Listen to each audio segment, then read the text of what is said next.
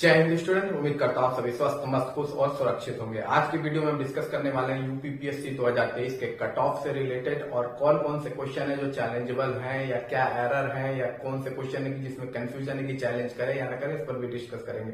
तो सबसे पहले हम बात कर लेते हैं यूपीपीएससी का जो पेपर आया था। पेपर ठीक था, थोड़ा कॉन्सेप्चुअल बनाया गया था, लेकिन हाँ पेपर ठीक था। लॉजिक में कहूंगा मॉडरेट, ज्यादा मॉडरेट भी नहीं कहूंगा, ज्यादा इजी भी नहीं कहूंगा, कॉन्सेप्चुअल बेसिस पे क्वेश्चन था। लेकिन एक कॉन्सेप्ट को बनाना, कॉन्सेप्चुअल बेसिस का क्वेश्चन बनाना और एक टफ बनाना, दोनों में फर्क होता है।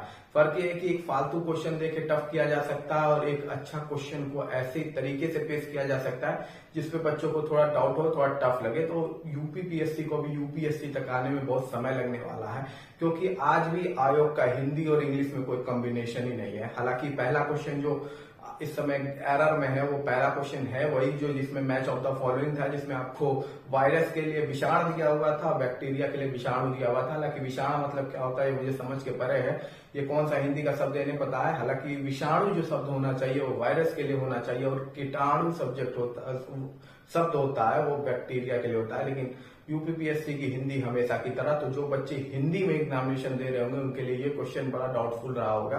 हालांकि थोड़ा सा एरर है इसमें, यूपीपीएससी बच जाएगा ये कह के कि भैया इतना तो सबको कॉमन सेंस है कि पता होगा, लेकिन ये एरर आज भी हो रहा है। स्टेट के सबसे टफेस्ट एग्जामिनेशन इसे कहा जाता है, मतलब इससे बड़ा एग्जाम स्टेट का कोई नहीं होता। वहां ऐसी एरर देखने को मिल सकती है।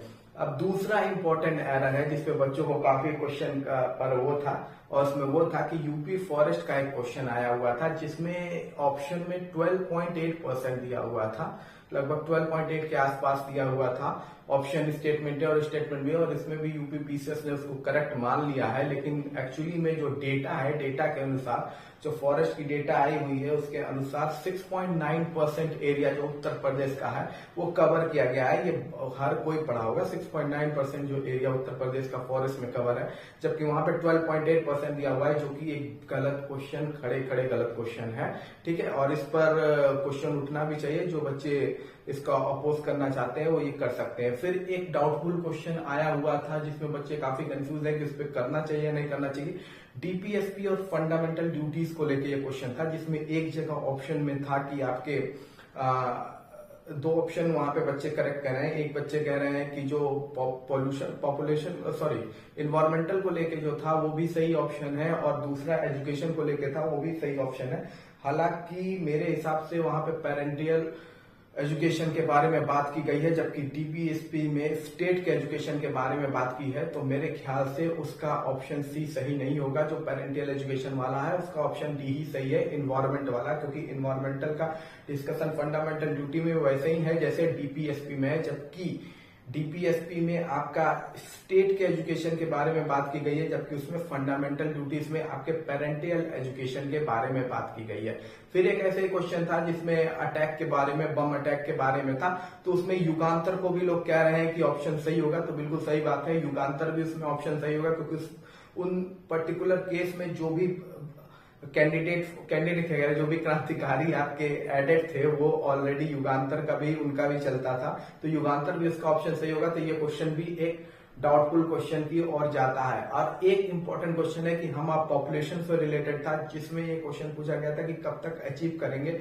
तो काफी लोग कह रहे हैं 2070 में करेंगे और काफी लोग कह रहे हैं 2047 में करेंगे। तो करेक्ट आंसर 2047 है, 2070 नहीं है। 2070 जो गुलाम नबी आजाद जो कांग्रेस के एक एमपी थे राज्यसभा में, उन्होंने अपनी स्टेटमेंट में ये बात कही थी कि 2047 तक हमें ये टारगेट अचीव करने में प्रॉब्लम आएगी, लगभग 2070 तक हम इसको अचीव कर पाएंगे। जबकि ये एक स्टेटमेंट है, जबकि आपका पीआईबी में आप जाके चेक कीजिए तो गवर्नमेंट की तरफ से जो डाटा है वो 2047 ही है। तो डेटा माना जाता है, स्टेटमेंट नहीं। स्टेटमेंट में तो बहुत से नेता बहुत कुछ बोलते हैं, अगर कोई यूपीपीएससी सही मान रहा है तो फिर संजोग की बात है। हालांकि आंसर 2047 होगा। जो 2070 का डाउट आ रहा है वो बस एक स्टेटमेंट दी गई थी एक एमपी के द्वारा कि हमारा टारगेट ये होना चाहिए। उन्होंने ये कहा था एक अपनी स्टेटमेंट और अपना बात कही थी राज्यसभा में, तो ऐसा कुछ बड़ा इशू नहीं है इस पर। तो ये एक ऑप्शन है जहां पे 2047 सही होगा, 2070 सही नहीं होगा। तो आज इतने एरर हैं, आंसर की में एरर है, क्वेश्चन में एरर है, और ये स्टेट का सबसे बड़ा एग्जामिनेशन की स्थिति है। तो पता नहीं आयोग कब इसको सही करेगा, कब नहीं, खैर कोई बात नहीं।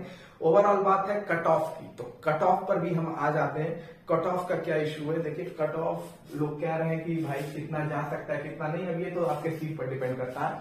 फिलहाल तो 250 प्लस सीटें हैं, हो सकता है आगे थोड़ा और भी बढ़ जाए सीटें, लेकिन जो कट ऑफ लगभग अनरिजर्व कैटेगरी के लिए जाना चाहिए वो लगभग आपका जाना चाहिए 105 से 110 के बीच में, सॉरी 110 से 115 के बीच में, ठीक है। ये आपके कट ऑफ होने चाहिए यूपीपीएससी के अनरिजर्व कैटेगरी के 110 से 115 के बीच में। ओबीसी का भी लगभग वही आसपास ही होगा, 109 से 110 मानिए, और ईडब्ल्यूएस को भी 109 से 110 मानिए। अब इसमें है क्या क्या ना कि जो प्लस माइनस का अंतर होता है, कभी कभी ईडब्ल्यूएस आगे भागेगा, कभी कभी ओबीसी आगे भागेगा। हालांकि अब देखना यह है कि कौन सा आगे भागेगा, लेकिन जो इतना पान है ना वो सेफ स्कोर में अवेलेबल है, ठीक है।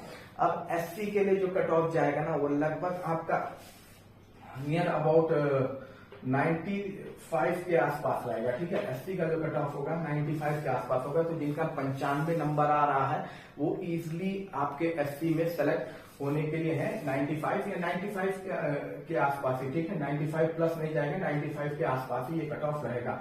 एसटी का कट ऑफ आप ये एससी का कट ऑफ लगभग 88 के आसपास जाएगा, 88 के आसपास एसटी का कट ऑफ जाएगा, क्योंकि एसटी की जो जनसंख्या है ना हमारे यहाँ काफी कम है, ठीक है। उत्तर प्रदेश में कम है लेकिन इनका कट ऑफ भी कम ही जाएगा, 88 जाएगा, ठीक है। फीमेल का कट ऑफ आप लगभग मान के चलिए कि 105 से 110 के बीच में ही फीमेल का भी कट ऑफ रहेगा, इससे कम नहीं रहेगा, क्योंकि फीमेल की परफॉर्मेंस काफी अच्छी रह रही है हर एग्जामिनेशन में। तो ये कट ऑफ आपका हो सकता है, एक्सपेक्टेड कट ऑफ है ये। अनरिजर्व कैटेगरी का 110 से 115 और ओबीसी 109 110, इन दोनों में तो खैर लगभग कोई खास फर्क नहीं रहता है, अप डाउन हो सकता है।